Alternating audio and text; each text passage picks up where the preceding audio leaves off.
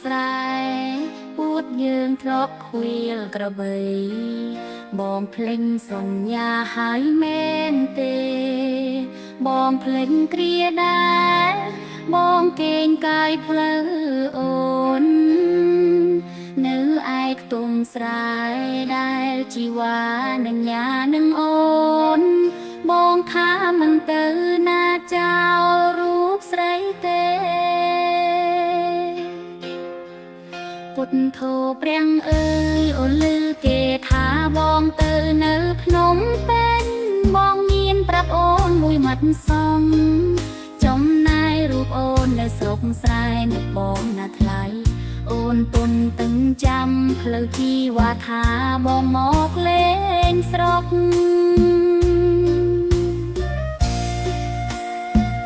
អូនឮគេថាបងមានសង្សារថ្មីនៅឯភ្នំពេញចិត្តអូនទុនពេញនឹកបងសែនខ្លោចសាបងធ្វើបែបនេះណាដូចសម្លាប់អូនទាំងរស់ហើយព្រោះតែគ្រួសារអូនគ្មានអ្វីឲ្យគ្រួសារបងទេថ្លៃបងសម្រេចចិត្តត្រូវហើយណាជីវ៉ាព្រោះគេមានលុយមានឡានហើយនឹងវិឡាធ្វើឲ្យរូបគេកប់ចិន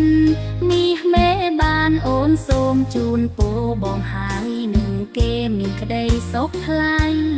ចាប់ពីថ្ងៃនេះទៅអូនលែង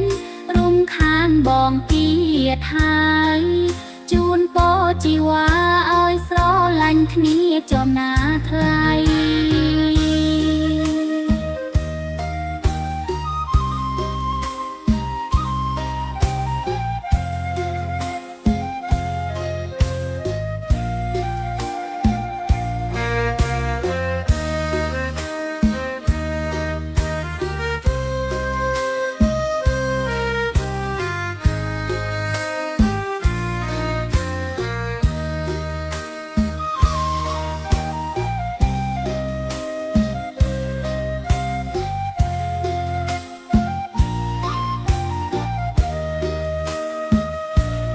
គេមានលុយមានឡានហើយនឹងវិឡាធ្វើឲ្យរូបគេកប់ចិនមាសមេបានអូនសូមជូនពរបងហើយនឹងគេមានក្តីសុខថ្លៃចាប់ពីថ្ងៃនេះទៅអូនលែងរំខានបងទៀតហើយជូនពរជីវ៉ាឲ្យស្រឡាញ់គ្នាចំណាថ្លៃ